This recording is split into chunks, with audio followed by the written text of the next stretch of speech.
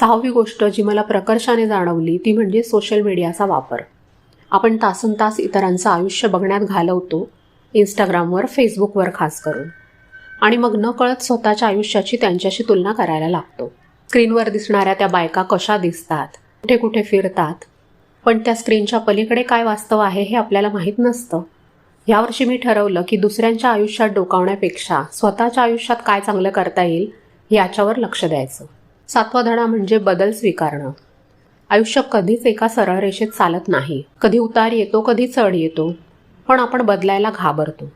जुन्या गोष्टी, जुन्या सवयी आपल्याला सुरक्षित वाटतात. पण खरं सांगायचं तर सतत बदल होतो हीच एक कायम टिकणारी गोष्ट आहे. हेच एक कायम टिकणारं सत्य आहे. एखादी गोष्ट आपल्या मनासारखी झाली नाही तर ती स्वीकारायला वेळ लागतो हे खरं आहे. पण एकदा का आपण ते मान्य केलं की पुढचा रस्ता सोपा होतो. 8वी गोष्ट जी मला खूप उशिरा समजली ती म्हणजे सगळं आपल्या हातात नसतं. आपण कितीही नियोजन केलं, कितीही तयारी केली तरीसुद्धा काही गोष्टी निसर्गाच्या किंवा नशिबाच्या हातात असतात.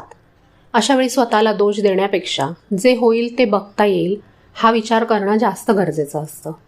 अतोनात काळजी करून काहीच साध्य होत नाही. उलट आपलंच डोकं दुखायला लागतं.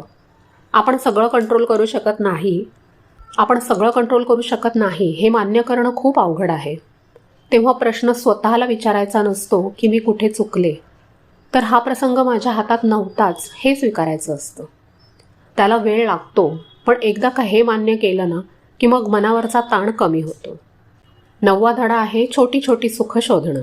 एखादं छान गाणं ऐकलं, बागेतलं फूल उमललेलं बघितलं किंवा मुलांसोबत मनमोकळ्या गप्पा मारल्या, हेच तर खरं आयुष्य आहे. मोठ्या यशाच्या मागे धावताना या छोट्या छोट्या आनंदाला आपण मुकतो. यावर्षी मी हे शिकले की आनंद शोधायला प्रत्येक वेळी कुठे लांब जावं लागत नाही. तो आपल्या आजूबाजूलाच असतो. फक्त तो बघण्याची नजर पाहिजे.